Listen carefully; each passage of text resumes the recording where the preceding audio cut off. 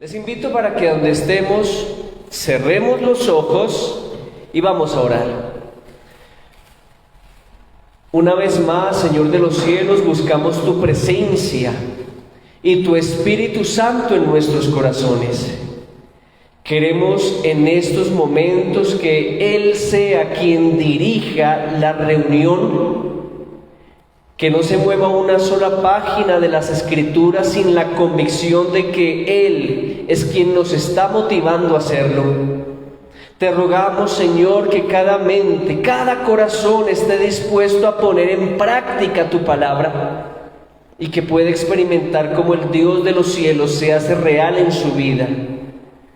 Danos tranquilidad en esta noche, confianza, la seguridad de que tú has de dirigir nuestras vidas. En Jesús, amén. Muy bien, mis queridos hermanos, yo quiero comenzar esta noche contándoles una experiencia que me generó una pregunta. ¿Por qué razón es que entre más quiero buscar de Dios, más dificultades se me presentan para ir en contra de ello? En un lugar del mundo, que sí es preciso precisar, allí en mi país, en Soacha, se celebró una cena del Señor supremamente especial, una cena del Señor juvenil. Era un viernes en la noche y los jóvenes de todo el distrito nos habíamos reunido para poder disfrutar de la palabra de Dios, de la compañía de los unos con los otros, lindas alabanzas, momentos muy especiales de adoración. Yo sentí que era uno de los momentos más especiales a nivel espiritual en mi vida. Solamente de mi iglesia acudimos 4 jóvenes, no voy a tener temor en mencionarlos: José Luis, Karen, Juliana y Miguelito, y yo. Estábamos muy emocionados, se vieron cosas únicas en esa cena del Señor. Salimos a eso de las 9:30 de la noche, nos dispusimos a caminar hacia la autopista sur, a parar el colectivo que nos dirigiera hacia el barrio en el que nosotros vivíamos, compartir. Pero estábamos ahí, como era tarde, los colectivos estaban pasando así muy llenos. Pasaba un colectivo que decía Soacha Compartir, le sacábamos la mano coquetamente, no nos paraban, no importaba. Esperábamos ahí y comentábamos lo que habíamos vivido. Si notaron eso, vieron esto, escucharon esa alabanza, estábamos emocionados porque se vivió tal experiencia espiritual. Pasaba otro colectivo lleno, no se detenía. Llegó un momento en el que mientras estábamos ahí esperando, yo sentí que alguien me pisó el pie. Y yo, cuando sentí el pisotón, volteé a mirar hacia un lado y sentí una cara así, cerquitica. Era un hombre con cara de muy pocos amigos. Me puso la mano por detrás en la cintura y me hablaba apretando los dientes así, como cuando las mujeres están bravas. Y me dijo: páseme el celular. Y yo, ay Dios mío, ¿qué es esto? Me están atracando. Yo no caí en cuenta de lo que estaba viviendo en esos momentos. Páseme el celular. Y yo volteé a mirar y al otro muchacho, José Luis, lo tenían por el cuello, otro ladrón. Yo no sé si ustedes en algún momento han tenido que enfrentar algo semejante, pero hay momentos en que uno no sabe qué hacer y lo único que atina es soltar una risita nerviosa. Yo miré hacia abajo y el hombre tenía un cuchillo acá y lo sacó y me lo puso en el pecho y lo bajaba al abdomen y lo paseaba del abdomen al pecho, del pecho al abdomen. Cuando se daba cuenta que estaba solo, levantaba el cuchillo y hacía que me lo iba a enterrar. Páseme el celular, insistía. En un momento, una de las chicas comenzó a llorar desesperada. ¡Dele todo, dele todo! Yo, no puede ser. Estaba asustada ella y yo todavía no sabía qué estaba pasando. Y yo iba a actuar como un gran varón que soy. Entonces metí la mano al bolsillo y saqué el celular, que en ese tiempo era un celular bien bonito, un huevito de esos Motorola que se abrían así. Pero yo no se lo entregué así como así, yo se lo entregué con rabia. Tome. Después insistía, páseme el reloj, me dijo. Y ay, Dios mío, no puede ser. Pásame el reloj. Y continuaba poniéndome el cuchillo en el pecho y paseándome del abdomen al pecho. Cuando no había gente, me acercaba hacia él, hacía que me iba a enterrar el cuchillo. ¡Páseme el reloj! Y yo me quité el reloj, se lo entrego también con rabia. La billetera, ay, no puede ser. La billetera. Y las chicas lloren. Le entregué la billetera.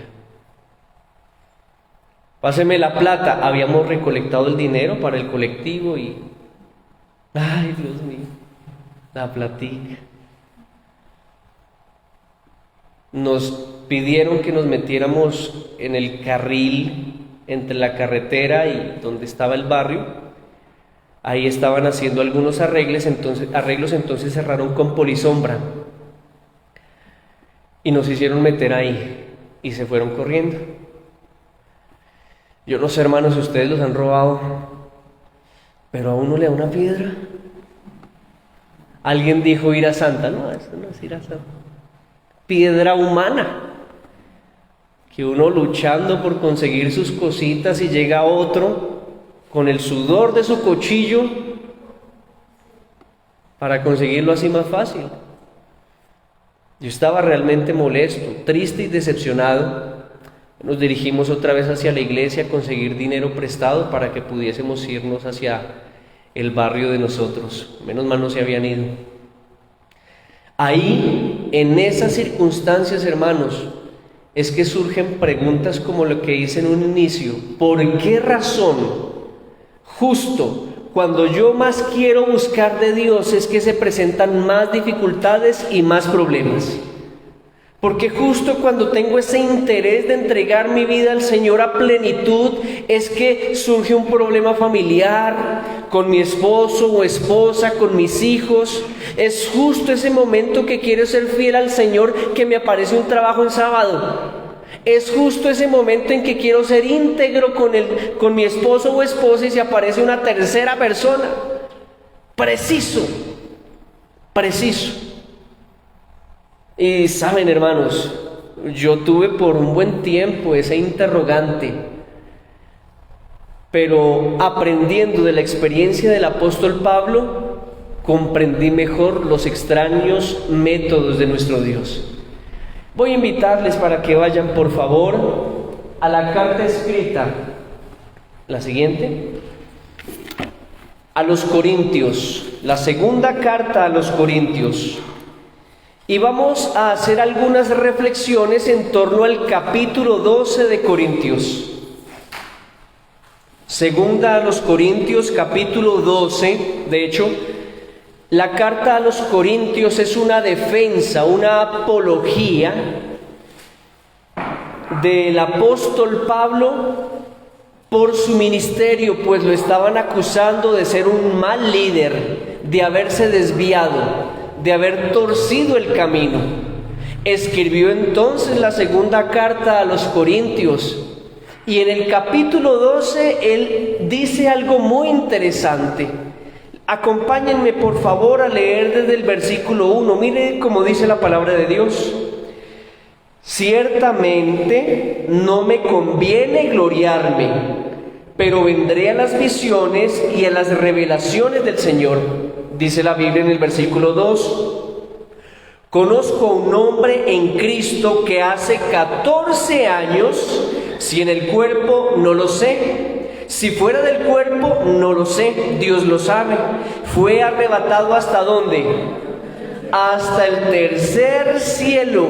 Y conozco a tal hombre, si en el cuerpo o fuera del cuerpo no lo sé, Dios lo sabe, que fue arrebatado al paraíso, donde oyó palabras inefables que no le es dado al hombre expresar. Detengamos la lectura por un momento, mis queridos hermanos, y tratemos de colocarlo en nuestras palabras.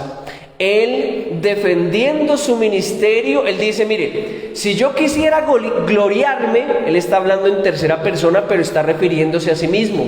Si yo quisiera gloriarme, ustedes saben qué es gloriarse, ¿verdad que sí?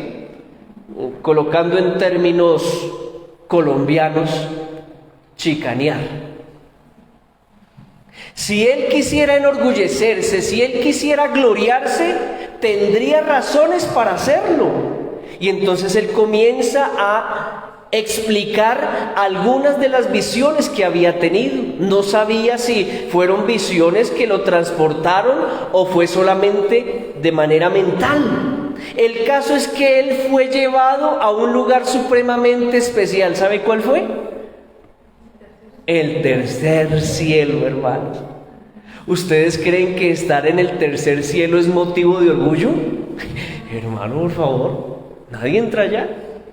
Si uno se cree lo máximo porque ha ido a Estados Unidos, a República Checa, a Soacha, alguno de esos países, de verdad, o sea, si uno se siente orgulloso de haber estado en esos lugares, ¿cuánto más alguien pudiese sentirse orgulloso de haber estado en el tercer cielo, ante la misma presencia de Dios? Oiga, querido hermano, definitivamente el apóstol Pablo tenía razones de peso para enorgullecerse. Y él dice que escuchó allá en el tercer cielo cosas que a un hombre mortal no le son dadas para expresar. Usted puede imaginarse lo que pudo haber escuchado el apóstol Pablo allá en el tercer cielo. ¿Se puede imaginar? La revelación, la escritora cristiana Ellen White nos dice que un solo ángel podía hacer 7 voces. Ahora imagínese a esa multitud de ángeles cuando se dicen a cantar. Si nos gozamos cuando los chicos pasaron aquí a cantar alabanzas o a tocarlas, imagínese en el cielo, hermano. De verdad tiene que ser algo supremamente especial, que en la vida, en esta tierra, jamás se verá. Y él dice, mire, si yo quisiera enorgullecerme, si yo quisiera pretender algún tipo de gloria, yo tendría cosas para hacerlo, pudiera hacerlo, tengo argumentos para hacerlo. Pero sigue diciendo el versículo 5, de tal hombre, o sea, él mismo, pero el que fue llevado en visión, me gloriaré.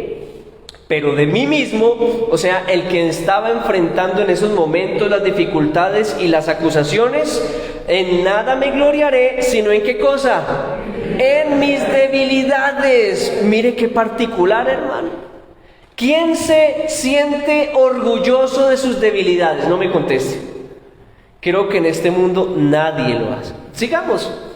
Versículo 6, sin embargo, si quisiera gloriarme, no sería insensato, porque diría la verdad, pero lo dejo para que nadie piense de mí más de lo que en mí ve u oye de mí. Y atención al versículo 7, porque, digámoslo, es supremamente clave para lo que queremos analizar. Y para que la grandeza de las revelaciones no me exaltase desmedidamente, me fue dado un aguijón, ¿en dónde? En mi carne, un mensajero de Satanás que me abofetee para que no me enaltezca sobremanera. ¿Notaron ustedes, queridos amigos y hermanos? Satanás, y hago énfasis en esto, Satanás colocó, de alguna forma llevó a que el apóstol Pablo experimentara algo en su carne, en su cuerpo, que él denominaba un aguijón. Cuando usted escucha la palabra aguijón, ¿qué se le viene a la mente?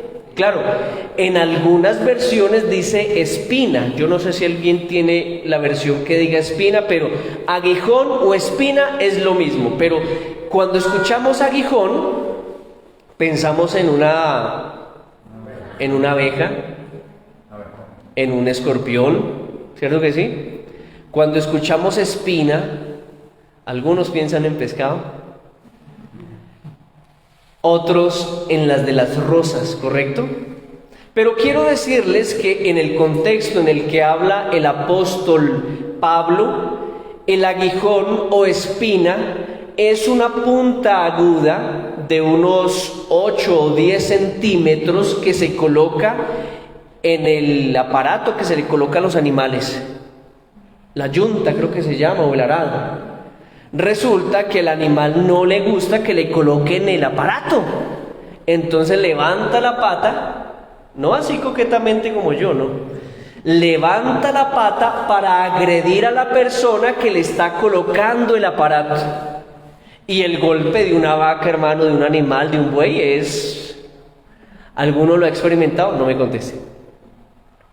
Entonces, lo que hacen las personas es colocar el aguijón o la espina, para que cuando el animal se levante la pata para agredir a la persona, se encuentre con el chuzo.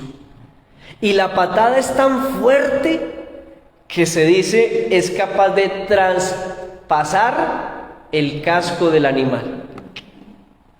Pero el animal aprendió la lección. No vuelve a levantar la pata. También es una vara larga con una punta aguda. Cuando el animal está trabajando así con la yunta, pues haciendo los surcos para sembrar, entonces llega un pocito de agua y se tira el animal para descansar. Y cuando se tira, entonces lo que hace el dueño para que siga trabajando es tomar el aguijón, la vara, que tiene una punta aguda en el extremo, y golpea al animal en la zona cercana a la cadera. Cuando el animal siente ese punzón, salta y continúa trabajando. Ya en próximas ocasiones, lo que tiene que hacer el dueño de la yunta es solamente levantar la vara, y apenas el animal ve la vara levantada, salta y continúa trabajando. Ese es el aguijón que habla el apóstol Pablo. Un aguijón, y ojo a esto, querido amigo y hermano, porque vamos a comenzar a hacer algunas precisiones. Este aguijón, querido amigo y hermano, tiene un propósito. ¿Ok? ¿Tiene un qué? Un propósito. El apóstol Pablo está diciendo que el aguijón, que fue permitido por Dios, pero que fue enviado por Satanás, ustedes lo pudieron leer, ¿no? Mensajero de Satanás. Fue permitido porque había un propósito. ¿Y cuál era el propósito en el apóstol Pablo? Que no se enorgulleciera, que no se envaneciera en la grandeza de sus visiones. ¿Es correcto? Eso quiere decir, y comenzamos a hacer aplicaciones, que cuando el Dios de los cielos permite que el dolor llegue a la vida, es porque tiene, ¿qué cosa? Un propósito. Comencemos a revisar, hermanos. El aguijón puede ser un problema familiar. El aguijón puede ser una dificultad de salud. El aguijón puede ser también problemas financieros. El aguijón puede llegar a ser un problema o dificultad emocional. Pero creo que la mayoría de personas tienen su aguijoncito. ¿Cierto que sí? No me contesten. Pues el apóstol Pablo lo tenía. La mayoría de estudiantes de la Biblia coinciden en creer que el apóstol Pablo, el aguijón que tenía era un problema visual que le quedó. Yo no sé si ustedes recuerdan que antes Pablo era Saulo y él se dedicaba a perseguir a cristianos, a echarlos en la cárcel o a matarlos inclusive. Y él iba camino a una ciudad en un caballo, Damasco se llamaba la ciudad, no el caballo. Iba en el caballo hacia Damasco, y cuando en algún momento una luz incandescente lo encegueció y lo tumbó del caballo. Era el Señor Jesucristo que se le había aparecido, y debido a ese resplandor tan poderoso, el apóstol Pablo quedó ciego durante, ¿recuerdan ustedes? 3 días. Y el mismo Señor Jesucristo le dijo: yo soy Jesús a quien tú persigues. Y le dijo a dónde fuera. Y bueno, muchos estudiantes de las profundidades bíblicas coinciden en entender que ese encuentro que tuvo Pablo con Jesús le dejó secuelas y quedó con problemas visuales.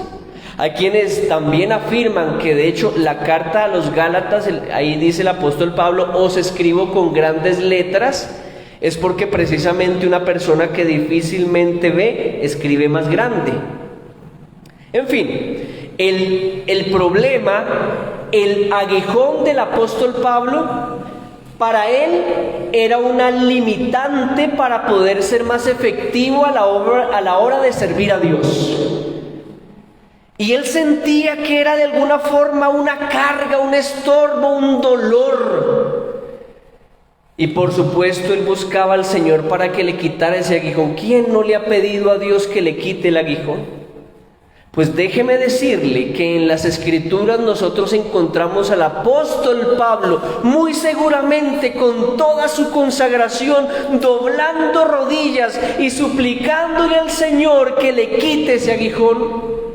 Yo lo puedo imaginar, él orando, diciendo: Padre, tú sabes cuánto me duele, cuánto me afecta, cuánto me daña. Tú sabes qué perjudicado estoy. Te ruego por favor que me quites este aguijón. Señor, los problemas familiares que estoy enfrentando están dañando mi vida y la de mi familia. Quita este aguijón. Padre, la salud quebrantada, así como la tengo, no me permite hacer las cosas que siempre he hecho. Quítame por favor el aguijón. Señor, mi corazón está herido, hecho pedazos, por favor quítame este aguijón. En el nombre de Jesús, amén. ¿Y saben qué le contestó Dios en esa primera oración de Pablo? Nada. Silencio. Y saben, queridos hermanos, hemos aprendido en la Escritura que es necesario ser perseverante en la oración. Y el apóstol Pablo, como buen creyente, como perseverante en Dios y en su palabra, lo buscó una segunda vez en oración, clamándole que le quitara ese aguijón. Señor, tú sabes cuánto esto me ha afectado. Sabes cuánto daño me ha hecho. Derramo lágrimas cada vez que pienso en la dificultad, en el aguijón que tengo. Quítamelo, Señor. Ayúdame a poder solucionar los problemas en mi hogar, Padre. Quítame el aguijón. Devuélveme la salud, o devuélvele la salud a mi ser amado. Señor, quítame este aguijón. Te rogamos, Señor, por favor, ayúdanos en la economía tan difícil que está. Quítame este aguijón. ¿Saben una cosa, queridos hermanos? Hay momentos en que las personas, en medio de la desesperación, clamándole al Señor para que les quite su problema, se ven o llegan al punto de comenzar a negociar con Dios. Señor, si tú me das o me quitas el aguijón, yo te prometo que... Y muy probablemente el apóstol Pablo pudo haberlo hecho. Si me quitas el aguijón, yo voy a poder servirte mejor. Yo voy a poder dar lo mejor de mí a tu servicio. ¿Alguna vez han intentado negociar con Dios, hermanos? Yo le quiero decir algo. El hecho de que podamos servir y ayudar en la causa de Dios no es más que un privilegio. El Dios de los cielos nos permite a nosotros compartir la luz de la salvación con otras personas. No pretendamos, hermanos, que Dios necesita de nosotros como si necesitara de algo. El Señor puede levantar hijos y predicadores de las mismas piedras. Él nos permite en su misericordia servirlo a Él. No pretenda, querido amigo y hermano, entrar en negociaciones con Dios. Si tú me das lo que te pido, te prometo que... No, hermano. Está bien, haga sus promesas, pero no pretenda persuadir a Dios a través de eso. Terminó el apóstol Pablo su segunda oración, ¿y saben cuál fue la respuesta de Dios? Silencio. Y tenemos que admitir que de las cosas más difíciles que puede enfrentar un creyente es el silencio de Dios. No se sabe qué es lo que el Señor quiere. No se puede ver qué es o cuál es la voluntad de Dios. Y saben, queridos amigos, hermanos, para muchas personas el silencio de Dios es determinante para que dejen de creer en Él. Y yo conozco gente que dice: yo duré tanto tiempo orando y nunca Dios me respondió. Eso es que no hay Dios en los cielos. Y otras personas comienzan a juzgarse y a darse muy duro ellas mismas y dicen: yo creo que Dios a mí no me escucha. Ore usted por mí, porque yo siento que Dios a mí no me escucha. De verdad que el silencio de Dios es una prueba muy grande para muchas personas, porque se convierte en un punto en el que las personas definen si creen o no creen.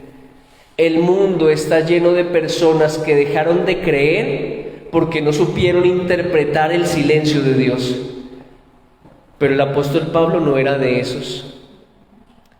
La Biblia me dice en el versículo 8 que él oró 3 veces, y esa tercera vez, tal vez con lágrimas en los ojos, tal vez con una voz temblorosa, quizás con angustia o desesperación.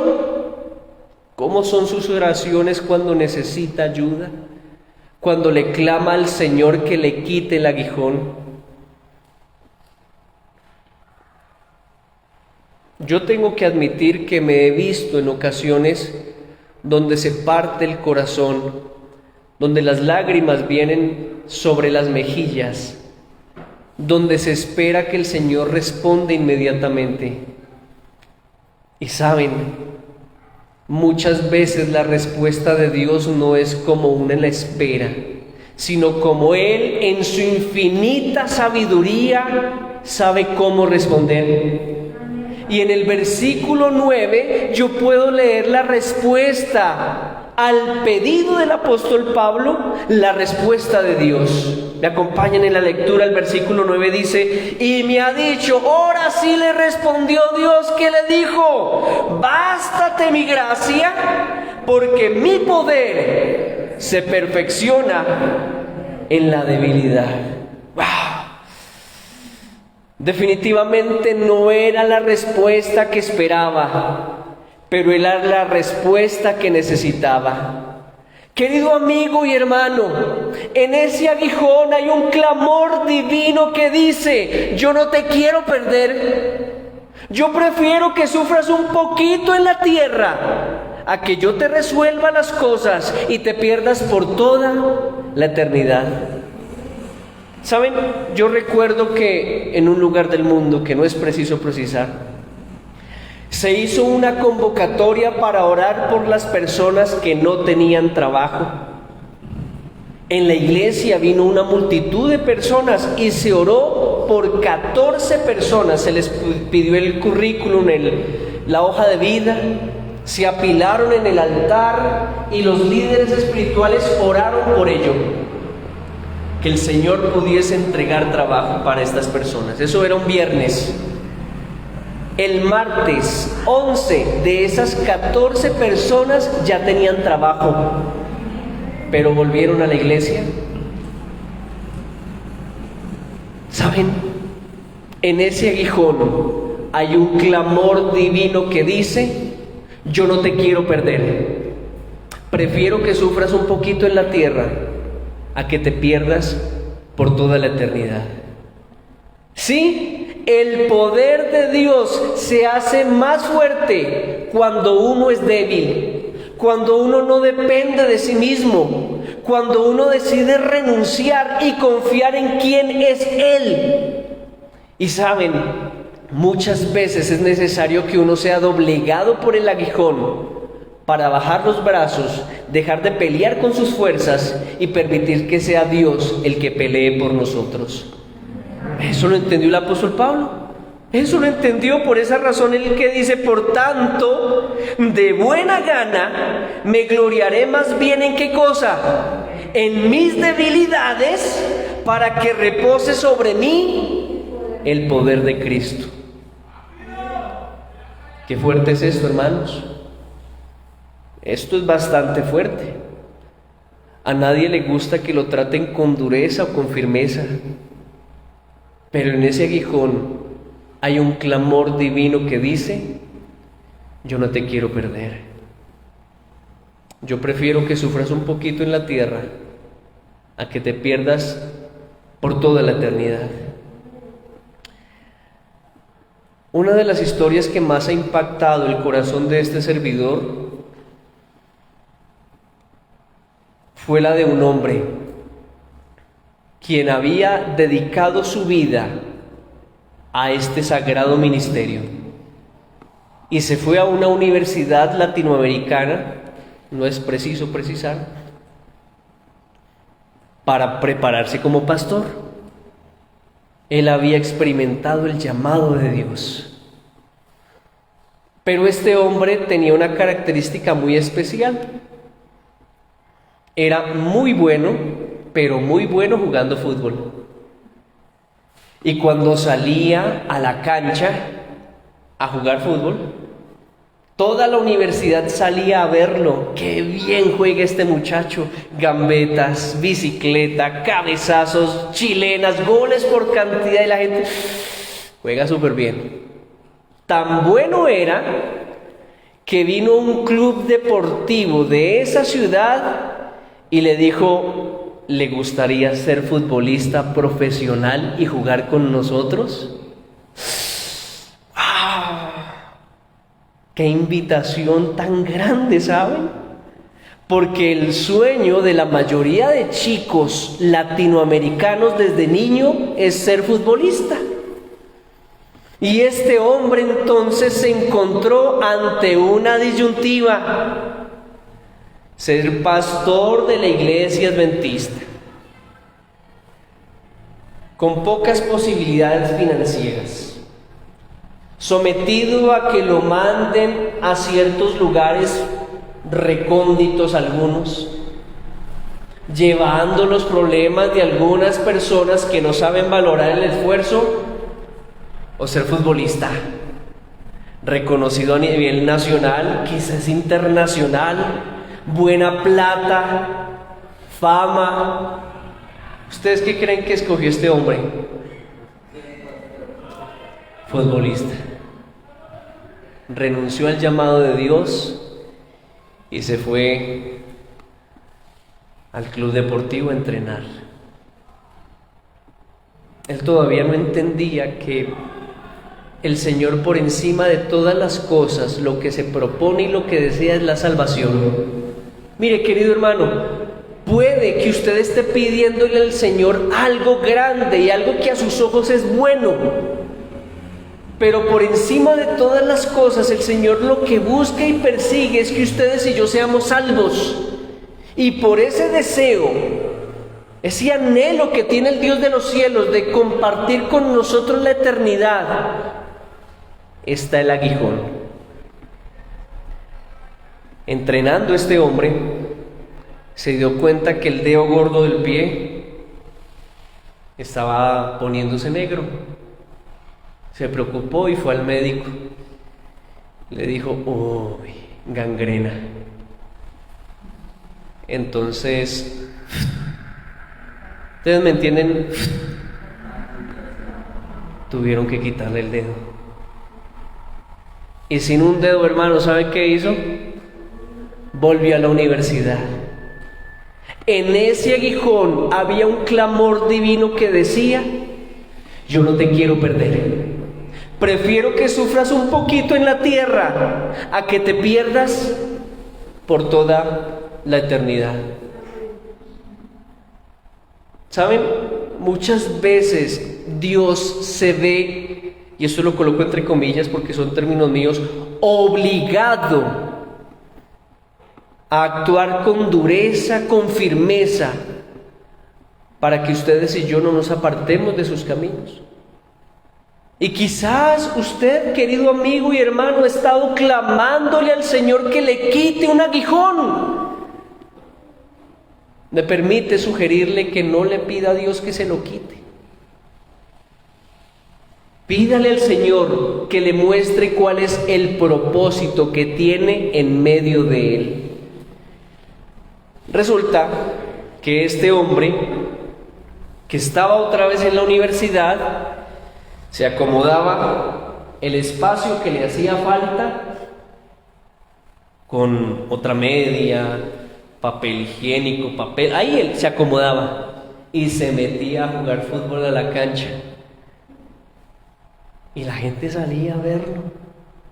Gambetas, bicicleta, cabezazo, chilenas, goles por cantidad. Y la gente, ¡qué bien juega este muchacho! Entonces el club deportivo que lo había contratado en un principio dijo: venga, vénganos tu reino. Nos damos cuenta que juega tan bien como antes. ¿Le gustaría volver a jugar fútbol profesional o entrenar para fútbol profesional? Y una vez más este hombre se encontró ante esa disyuntiva: ser pastor de la iglesia adventista, pocas posibilidades financieras, dispuesto a que lo envíen a ciertos lugares, muchos de ellos recónditos, llevando de algunas dificultades que no saben valorar los hermanos, o ser futbolista, reconocido a nivel nacional e internacional, fama, buena platica, hacer algo que me gusta. ¿Qué creen que escogió este hombre? Futbolista, hermano. Retornó al campo de entrenamiento. No entendía todavía que el aguijón tiene un propósito divino. Cuando se miró entonces el pie, la zona del tobillo era lo que estaba negro ahora. Y fue al médico, y el médico, gangrena. ¿Me entienden? Ya sin pie, hermanos, sin pie, ya hay sin nada que hacer.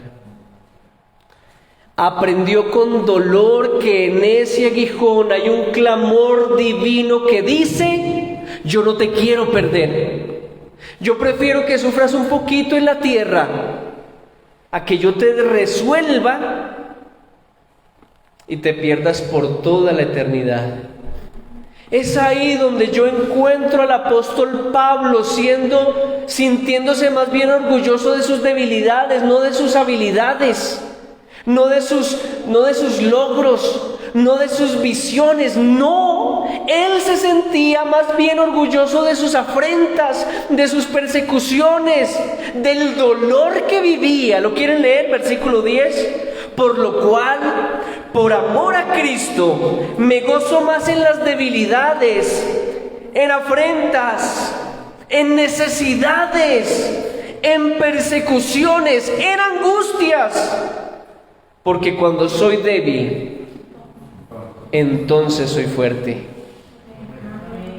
Mi querido amigo y hermano, en esta noche el Señor quiere decirle que en ese aguijón hay un clamor divino que dice: yo no te quiero perder. Prefiero que sufras un poquito a que te pierdas por toda la eternidad. El Señor ha hecho todo para la salvación suya y mía. Cambie la oración, hermano. No le pida al Señor que le quite ese aguijón. Dígale, ¿cuál es tu propósito en medio de él? Entiéndalo, hermano, y se dará cuenta cómo el Señor lo quitará en su momento. Pero dígale, ¿qué te propones, Dios? ¿Qué te propones? Yo sé que muchos de los que estamos en este lugar pasamos grandes dificultades. Yo sé que muchos pasamos angustias y dolor. Estoy convencido que en algún momento, si no es ahora mismo, vemos a alguien de nuestros amados sufriendo, o nosotros mismos estamos pasando por algún tipo de dificultad. Por favor, oiga la voz de Dios. Es probable que el Señor esté llamando aquí a alguien en medio del dolor y la necesidad. Es probable, querido amigo, que hoy el Señor le esté diciendo: yo le he permitido ese aguijón porque yo necesito que usted se rinda a mí, y no que confíe en su poder, no que confíe en sus habilidades y capacidades. No, ríndase a mí. Porque cuando somos débiles, el Señor se hace fuerte.